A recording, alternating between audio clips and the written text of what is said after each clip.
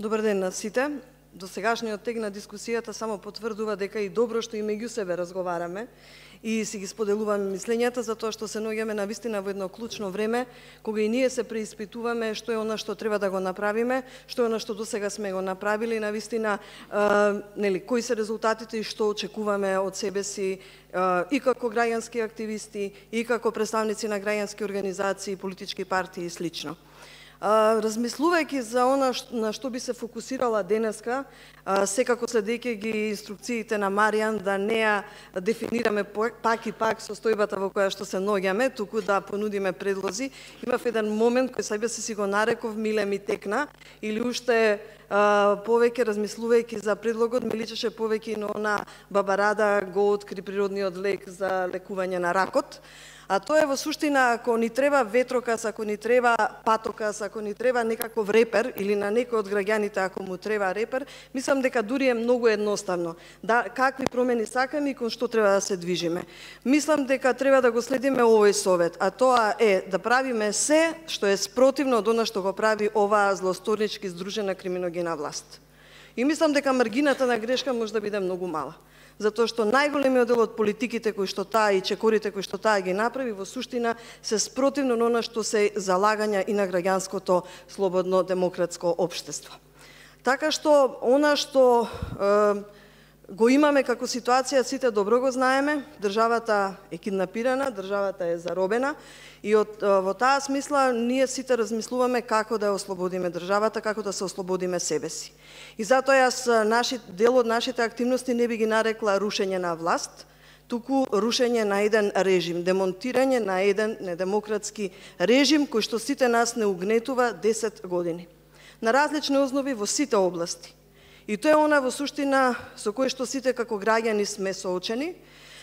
Исто така соочени сме со големата рамнодушност која што постои или да кажам постоеше барем кај граѓаните, поголемиот дел кај граѓаните, затоа што мислам дека состојбата се менува, мислам дека изминатава година работите се поместуваат и токму затоа дури и чекорите кои на прв поглед изгледаат обесхрабрувачки не треба да не обесхрабрат, дека треба на вистина да размислуваме за тоа како да се охрабриме меѓу себе, како да се мотивираме себе си, но и граѓаните, сите оние кои што се или граѓански активисти, кои што се базирани на членство, кои што разговараат со обичните граѓани, со своите пријатели, со своите роднини.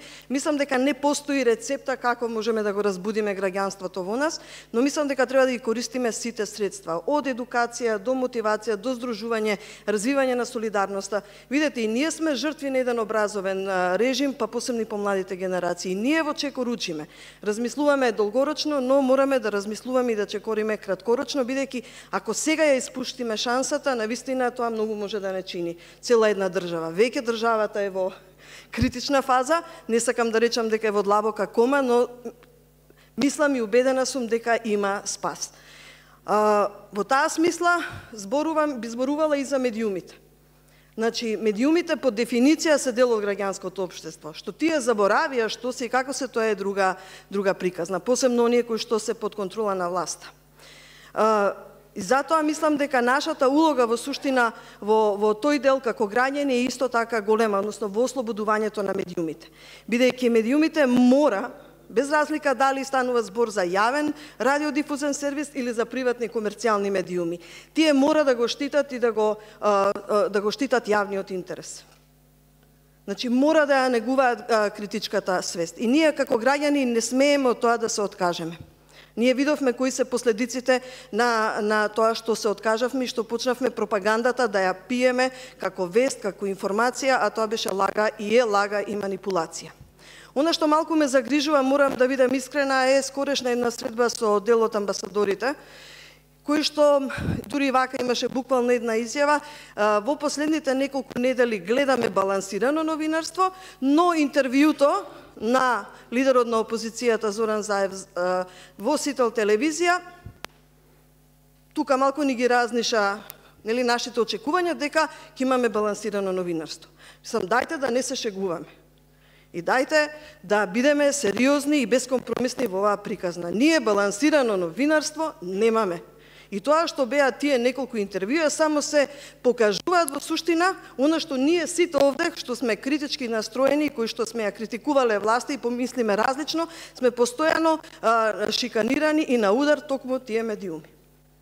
И оттаму мислам дека апсолутно без реформи во медиумите, без ослободување на медиумите, ние не смееме да помислиме на ништо друго, бидејќи она што го имаме како ситуација е, гледате власта, бедемот се медиумите и бедемот се судиите. Ако пропадне, односно ако се откажат од еден од тие два столба, приказната е готова. И ние не смееме тука да попуштиме. Не се само тие два столба, но вака се покажува кај им се сега мостовите на спас, каде што они мислат дека можат да се спасат. И затоа мислам дека нема да биде доволно само, иако не верувам дека воопшто нешто може да се договори на преговорите во смисла на реформи во медиумите, законски промени, но дури и тоа да се направи. Потребно е време сето тоа да се имплементира. Ние потребно е да видиме резултати од тоа. Чи не е доволно само да имаме на хартија договор, туку мора да видиме реални резултати, да ја почувствуваме слободата на медиумите, слободата на изразување, слободата на информирање. И од тие причини, на крај би сакала да истакнам дека за нас, граѓаните, изборите ни оддалеку не се главна цел. Ние, граѓаните, носиме одговорноста за еднината и обстанокот на оваа држава. Мислам дека тоа ќе се согласите сите. И токму затоа треба да се фокусираме, да бараме, но и да учествуваме во промените и реформите кои ќе водат кон демократска, слободна, правна и правична држава. Затоа сметам дека секаков притисок за што е можно побрзо закажување на изборите треба да биде категорично одбиен. Прво да ги видиме и почувствуваме реформите, не велам 20 години, значи не сакам ни временска рамка да поставам, но треба да се убедиме, дури потоа и да се убедиме дека постојат фери слободни услови за избори, па дури потоа ќе одиме да гласаме. И овој пат никој нема и не смее да не прелажи и не смееме да дозволиме тоа да ни се случи. Бидејќи меѓу идејата за слобода и ослободување на заробената држава стојат единствено и само граѓаните. Благодарам.